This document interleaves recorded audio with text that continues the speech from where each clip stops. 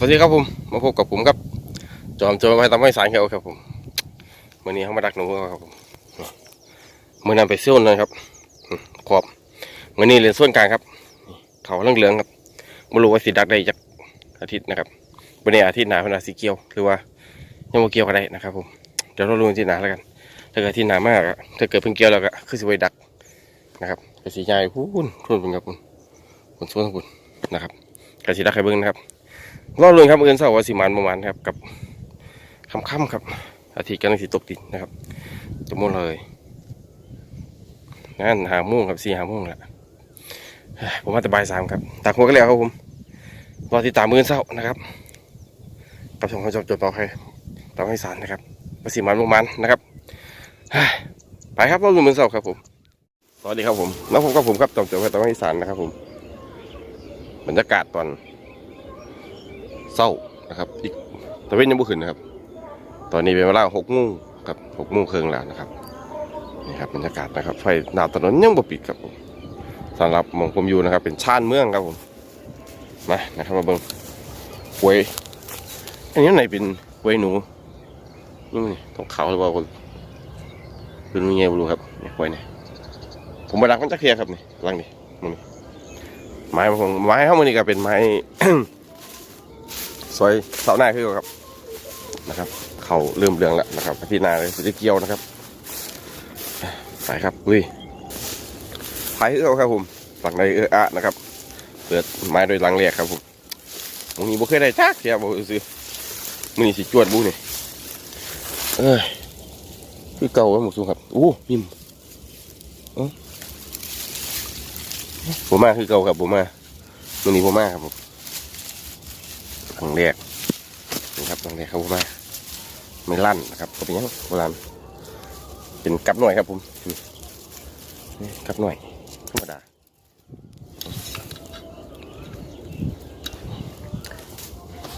เอาไว้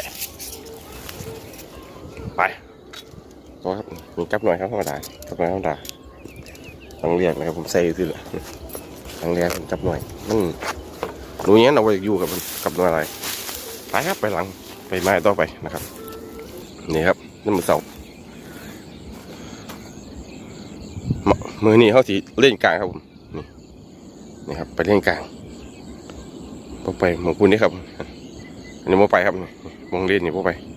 เมื่อนั้นไปเล่นนี่แหละครับไปขอบนี่วันนี้ไปเล่นกลางครับไปรุ่นครับวันสิมันประมาณนะครับ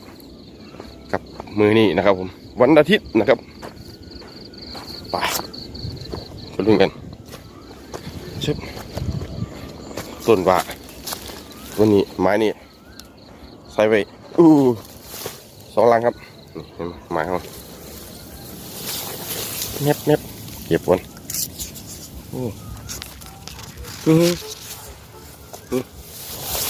นี่กลับผมบ้างหนิไปใช่ไหมนี่กลับดีป่ะพี่ครับบุยูสัมมาดีป่ะพี่ครับบุยดีดพลาดบุยูหลังแรกบุยูครับมาหลังที่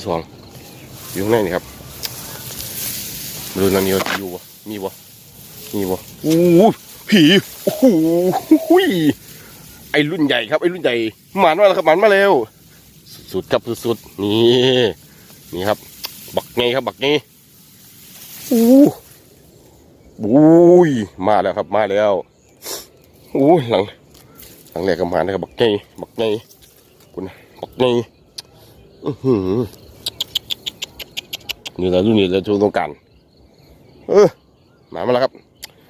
มันไปครับไปรุ่นลังต่อไปนะครับเห็นบางทางแป๊บนึงเห็นบางทางครับทางมันนะผมว่าวันนี้ครับที่ทางมันทางผมแม่นเป็นเปลี่ยนครับเป็นเปลี่ยนเหลี่ยมๆเลยเห็นไหมเหลี่ยมๆนะครับทางมันเอาเนี่ยครับเรียบร้อยกองเอาเนาะไปเสียดายหลังนี้ด้วยครับหลังนี้ติดตัดหลุดไปรุ่นหลังต่อไปครับภายในที่นี่แหละไปรุ่นครับหลังต่อมาไม้เอาอย่างนี้เข้าไปกินสิบ่เหรอ โอ้เงี้ยไปกินสิ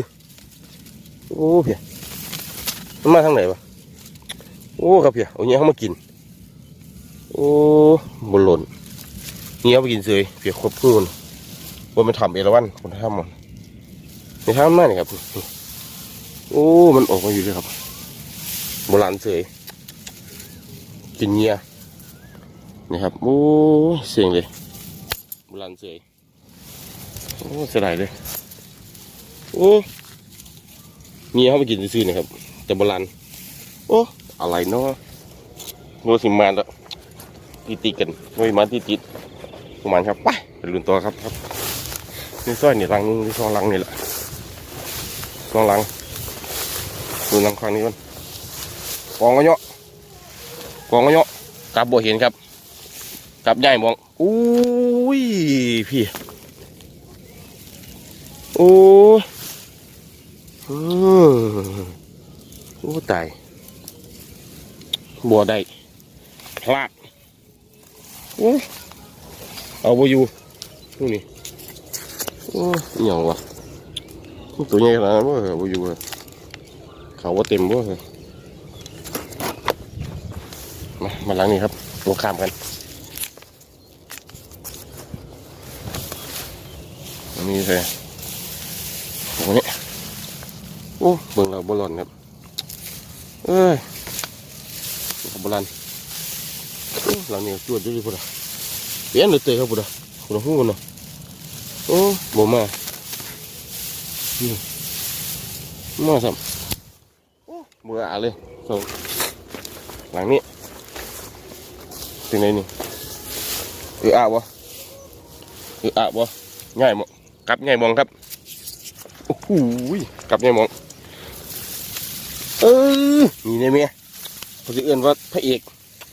มาแล้วครับไอ้ใหญ่ยักษ์อีกแล้วนี่ครับนอนเด็กๆอยู่นี่สินี่เมียบักแต่ละตัวครับไอ้ดำปืดนี่เมียเขาจะคาดนี่เมียเก็บครับไอ้ใหญ่ยักษ์นะครับเต็มกำมืออันเนี้ยพี่ไม่เอาลุ่นนะครับรุ่นนี้เอาไปยูกำเสือยูลือไปครับไปตัวไปมากันตัวสองตัวก็เต็มถุงแล้วไปครับไปลุ้นต่อมาครับมาแล้วอันนี้เป็นไงนี่ใช่ไหมล่ะใส่พี่ดีลูกพี่ครับเอเลียดเดี๋ยวสบูติดเวนตัวครับเวนตัวโนสบูติดพี่ครับว่างกันทั้งกี่นี่มีไหมมาถึงคือใส่พวกใส่พวกงามครับใส่งามใส่สวยครับผมสุดเด็ดตัวไปครับบุญตัวเดี๋ยวพูดถือว่าผมใส่ไปฟังผิดนี่พูดครับไปบุญหลังต่อไปครับนะครับไก่เบิ้ลแล้วครับอีก2-3 หลังนายลงมานี่ครับจุ๊บนี่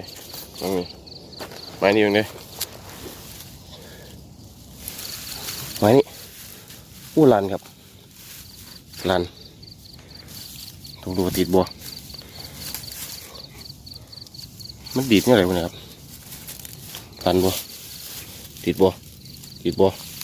ออกมาดูออกมาบัวติดลันนี่อะไรวะลันนี่อะไรครับติดหญ้าไปเสื่อยครับบักไงผลทางมันเป็นเตยครับหลังนี้ไหมต่อครับจะเป็นอะไรแดงๆจริงครึ่งครับสูงตัวเป็นแบบนี่ครับตัวเป็นแดงๆจริงครึ่งไปครับไปต่อนะครับหมายปลายอย่างค่าที่เดิมรุ่นกันว่าสิมันบ่ อู้อู้หูมาปุ๊บก็รู้เลยประมาณครับรู้เลยประมาณเฮ้ยนี่ครับผมนี่ผมใส่ด้วยนี่นี่ครับเอาเมียนใส่เลยครับพี่ใส่เลยปะเอาผมใส่ไปไหนอ่ะมันก็ดีมั้งพี่วันนี้ครับใส่ตรงนี้นี่ที่เดิมครับนี่ที่เดิมครับที่ปูพี่เฮ้ยสีนี่แม่อุ้ยไอ้ใหญ่ยักษ์อีกแล้วมีไหมขอบคุณนี่ว่าเถอะที่มันเอาไปอยู่ครับมีไปเรียนเลยนี่ว่าได้ไหมครับนี่เลยไปดูอีกครั้งหนึ่งครับเทขาตัวได้ตัวทีเลยตัวนึงครับอีกครั้งนึงปากหูปากรูมันบ่ฮึบผมมาสำครับบักไงหูบักไงกูนะเป็นเตือนเอาเป็นเด็กเอาละครับนี่ครับมือนี้เขาว่าดักหนูครับหมายเขาซ่าเขาครับวุ้ดกระไรครับผมวุ้ดกระไรครับมือนี้พวกไปได้ครับมือนี้พวกมันไปได้แต่กลับมันในครับกลับมันดีแล้วมันออกมาอยู่ครับหนูไหมไรครับเงี้ยครับแง่ครับนะต้องรุ่นกันไปได้กูครับเอาไว้ตัวแรกครับ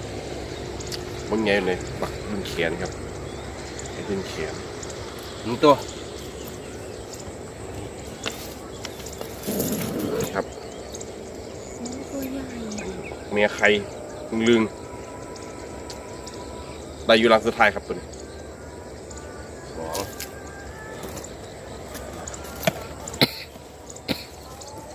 นี่ครับนี่ครับได้ถุงรุ่นนี่ครับหมายข้างหน้าไงรุ่นใหญ่ไอ้รุ่นยักษ์ครับเป็นยังตัวแรกครับหลังดูไม้แรกเลย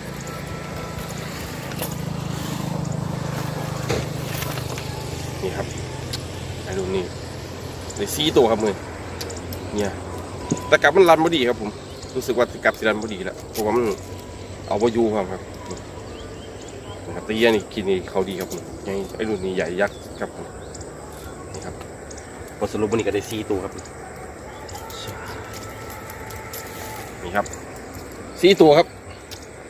สำหรับมือนี้นะครับมันมาครับนี่ครับฝากติดตามครับช่องคล้องจับจนไปทำให้สายครับกับการมาดักนูมือนี้หมายสอนสาระของเราครับไว้ติดตามกันคลิปหน้าครับอาทิตย์หน้าสวัสดีครับ